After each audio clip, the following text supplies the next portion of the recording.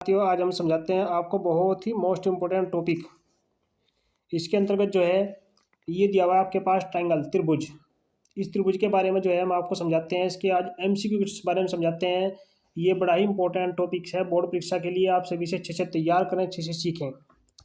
और चलो शुरू करते हैं। शुरू करने से पहले आपसे रिक्वेस्ट है कि आप वीडियो को लाइक करें, शेयर करें। देखो क्वेश्चन नंबर 1 दिया हुआ है। क्वेश्चन शुरू करते हैं। दो आकृतियाँ जिनके आकार समान हो परंतु आवश्यक रूप से आमाप समान न हो। देखो आकार तो समान हो।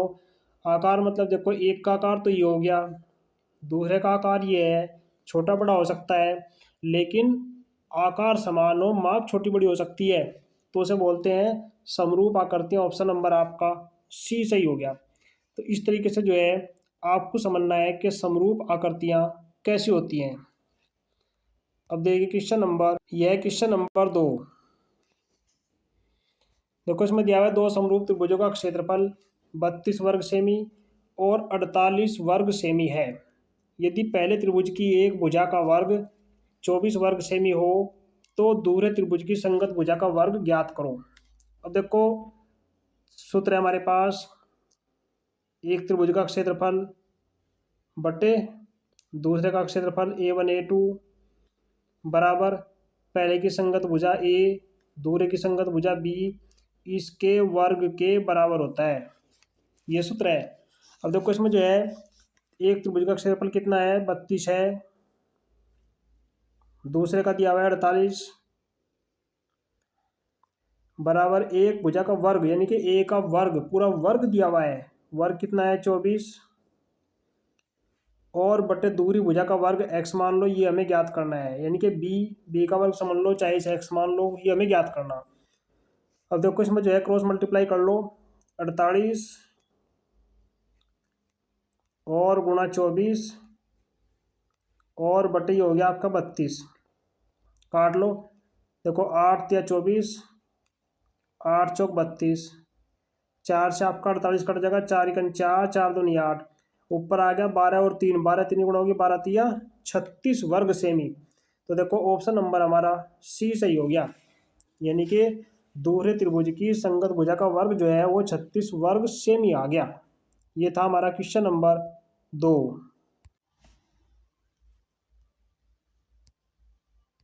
अब है क्वेश्चन नंबर 4। दो क्वेश्चन 4 दिया हुआ है। चित्र में डी ई समांतर, ये समांतर निशान है BC, यानी कि ये भुजा जो है इस भुजा के समांतर है और ये भुजा 3 है और ये भुजा x है। तो हमें जो है x का मान बताना है। AE यानी कि AE की माप बतानी, x का मान बताना कि कितना होगा, x का मान कितना होगा। अब आप देखो बड़ी भुजा आपके पास 6 है, तो ये होगा आपके पास 6 और बटे छोटी भुजा आपके पास 4 है, 6 बटे 4 बराबर बड़ी भुजा का अनुपात कितना हो गया। बड़ी भुजा आपके पास हो जाएगी x, ये नीचे की भुजा जो है पूरी जुड़ जाएगी, AC हो जाएगा पूरा। तो ये हो गया AC जुड़ का हो गया x+3 और बटे AE आपका हो गया x। तो इस तरीके से इसको निकालते हैं। अब देखो क्रॉस मल्टीप्लाई करेंगे तो 6 की x तो गुणा करेंगे, ये हो गया 6x बराबर 4 तो गुणा करेंगे 4x और प्लस ये हो गया 4 तिया 12, तो 6x और 4x इधर हो गया माइनस का 4x बराबर 12।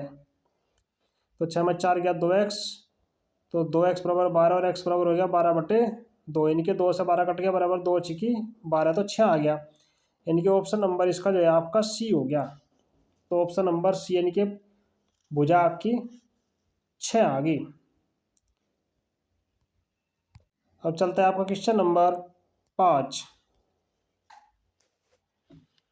देखो इसमें दिया हुआ है चित्र में ABCD एक आयत है, तो AB की लंबाई बतानी है।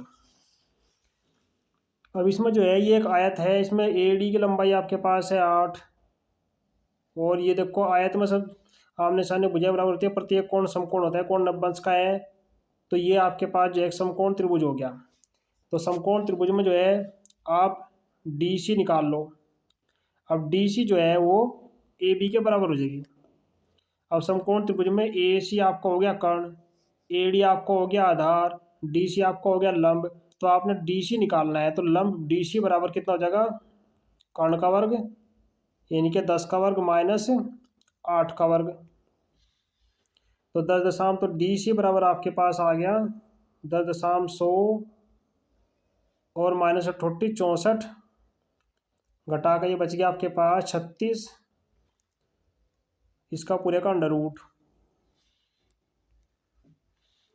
तो 36 का अंडर रूट कितना हो गया, 6 आ गया। तो 36 का अंडर रूट 6 आ गया, तो ऑप्शन नंबर आपका सी सही आ गया। आपने विशेष तौर से ध्यान रखना कि मान लो ऐसे ही आयत है, आयत के आमने सामने भुजा बराबर होती है, प्रत्येक कोण समकोण होता है। तो जब प्रत्येक कोण समकोण है तो एक साइड का आधा हिस्सा जो है एक समकोण त्रिभुज हो गया। अब समकोण त्रिभुज में लगता है पाइथागोरस प्रमेय, कर्ण का वर्ग बराबर आधार का वर्ग प्लस लंब का वर्ग। अब इसमें कर्ण हो गया ए सी, ये वाला तो ए सी कर्ण हो गया 10 का वर्ग बराबर ये हो गया आपके पास 8 का वर्ग और प्लस डी सी का वर्ग। तो डी सी हमें निकालना है, तो 10 के वर्ग में से 8 का वर्ग घटा दीजिए, यानी कि कर्ण का वर्ग माइनस ये हो जाएगा लंब का वर्ग। ये था आपके पास क्वेश्चन नंबर 5। अब है क्वेश्चन नंबर 6। तो क्वेश्चन नंबर 6 दिया है, यदि एक त्रिभुज की भुजाएं 7, 9 और 13 सेमी है तो त्रिभुज होगा। देखो त्रिभुज की आकृति निकालने के लिए, त्रिभुज की आकृति ध्यान रखने के लिए आपको ध्यान रखना कि मान लो अगर आपके पास दिया हुआ है बड़ी भुजा जो सबसे बड़ी है, अगर बड़ी भुजा का वर्ग छोटी भुजाओं के वर्गों के योग यानी कि ए का वर्ग और प्लस बी के वर्ग के बड़ी भुजा सी मान लो, यानी कि जो है बड़ी भुजा जो है आप बड़ी भुजा को आप सी मान लो, सी का वर्ग बराबर ए का वर्ग प्लस बी का वर्ग है बराबर। तो देखो होता है समकोण त्रिभुज, इसमें पाइथागोरस प्रमेय लग जा। लेकिन अगर बड़ी भुजा का वर्ग इसमें कितना 13, 13 का वर्ग 169 बराबर छोटी भुजा 67, 49 प्लस 9, 81, यानी कि इन दोनों का योग जो है इससे छोटा है, यानी कि कर्ण बड़ा है। अर्थात त्रिभुज आपका इस तरीके से बन गया, जैसे एक भुजा आपके पास ये होगी, एक भुजा ये होगी, तो कर्ण जो है वो बड़ा है। जब कर्ण बड़ा है तो आपके पास ये जो भुज कोण हो गया ये बड़ा कोण हो गया, यानी कि अधिक कोण हो गया। तो इसका मतलब ऑप्शन नंबर आपका सी सही हो गया। तो ऐसी स्थिति में त्रिभुज बनता है आपका अधिक कोणीय त्रिभुज। तो ये चीज आपको विशेष तौर से ध्यान रखनी, अगर बराबर आ गई तो समकोण हो गया, बड़ी है तो अधिक कोण हो गया, और छोटी है तो न्यून कोण हो गया। यानी कि भुजाओं के वर्ग, वर्ग ध्यान रखना वर्ग, छोटी भुजाओं के वर्गों का योग छोटा है तो अधिक कोण हो गया, बड़ा है तो न्यून कोण हो गया, और बराबर है तो समकोण हो गया। इस चीज को आपने बिल्कुल दिमाग में याद रखना है। अब ये आपका प्रश्न नंबर 7। देखो इसमें दिया हुआ है ई एफ समांतर बी सी, यानी कि ये जो भुजा है वो इस भुजा के समांतर है। तो आपने थेल्स में पढ़ी, जब समांतर है तो भुजाओं का अनुपात आपस में बराबर होगा। तो ए ई बटा ई ई बी या बी बराबर होगा ए एफ बटा एफ सी। अब देखो ए ई बटा बी का अनुमान है 4:1 की, तो हो गया 4/1 बराबर सी एफ, यानी कि नीचे की भुजा दे रखी है 1.5, ऊपर की मान लो या एक्स, तो कोई एक्स है, ये 4 होगी या 1 होगी या 1.5 है, तो ये हो गया एक्स बटे 1.5। क्रॉस मल्टीप्लाई करेंगे तो कितना हो जाएगा एक्स बराबर, जब 1.5 की 4 से गुणा हो जाएंगे 15 की 90, की हो गया आपके पास 15 चौका 60, 6.0 सेमी। तो 6.0 सेमी ऑप्शन नंबर आपका बी सही हो गया। ऐसे आपने क्वेश्चनों को हल करना है। अब चलता है आपका क्वेश्चन नंबर 8। जो क्वेश्चन नंबर 8 में दिया हुआ है, चित्र आपके सामने है, डी ई ये भुजा जो है इस भुजा के समांतर है, यह 3 दी हुई है, यह 4 सेमी है और यह 6 सेमी है। तो हमने बी सी की माप निकालनी से आप एक्स मान लो। तो देखो वही त्रिभुज की भुजाओं का अनुपात आपस में बराबर होगा, तो ए डी कितना है, ये हो गया आपके पास ए डी, और बटा बड़े त्रिभुज का हो गया ए बी बराबर डी ई, और बटे हो गया बी से यानी एक्स। अब देखो ए बी आपके पास 3 है, ए डी आपके पास 3 ऊपर दिया हुआ है, और ए बी का ध्यान रखना, ए बी जो है इन दोनों भुजाओं का योग हो गया 4 और 3, ये हो गया 7 बराबर डी आपके पास है 6, और बटे आपने निकालना एक्स का मान, तो क्रॉस मल्टीप्लाई करेंगे 7 की दरगुण हो जाएगी, 7 छंग 42 और बटे 3 बराबर आपका हो गया एक्स, 3 तबाह करेंगे, 3 का 3, 3 चौक 12, तो इस तरीके से जो है 14 से नहीं आ गया, तो ये ऑप्शन नंबर आपका सी सही हो गया। ये होगा आपका क्वेश्चन नंबर 8। चलता है आपका क्वेश्चन नंबर 9। देखो चित्र में ए बी बराबर 3, ये बराबर 3 दिया हुआ है, ए सी बराबर 6 दिया हुआ है, बी डी बराबर 2 है, और सी डी बराबर 4 दिया हुआ है। तो हमने जो है कोण बी ए डी यानी कि इस कोण का, और कोण सी ए डी यानी कि इस कोण का अनुपात ज्ञात करना है। तो देखो अगर भुजाओं का अनुपात समान है तो कोणों का अनुपात समान आ जाएगा। भुजाएं चेक करो, देखो 3/6 ए बी बटा ए सी बराबर बी डी आपका 2, और बटा डी सी आपका है 4। अब देखो 3 का 3, 3 दूनी 6, 2 एक 2, 2 दूनी 4 के भुजाओं का अनुपात समान आ गया 1/2 और 1/2। तो इसी तरीके से जब भुजाओं का अनुपात समान है, ये बराबर इसका यानी कि A1/A2 बराबर हो गया B1/B2, दोनों समान आ गए, तो इसका मतलब है कि कोणों का अनुपात भी आपका समान है।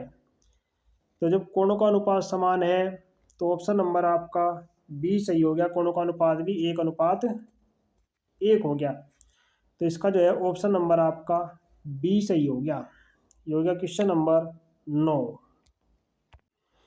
अब चलता है आपका क्वेश्चन नंबर 10।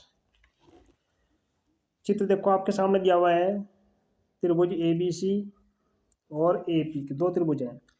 ये भुजा जो है इस भुजा के समांतर है, तो थेल्स प्रमेय के अनुसार जो है तो किसका अनुपात दे रखा है, पी क्यू अनुपात बी सी। पी इस भुजा का इस भुजा के अनुपात 7 है, 1:7। तो इसमें जो है हमने भुजाओं का अनुपात निकालना है, ए पी अनुपात पी भी निकालना है। तो आप देखो ध्यान से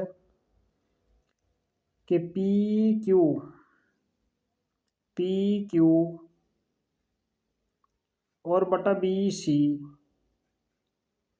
बराबर आपके पास जगह ए पी और बटा ए बी, बस ये ध्यान रखना आपको।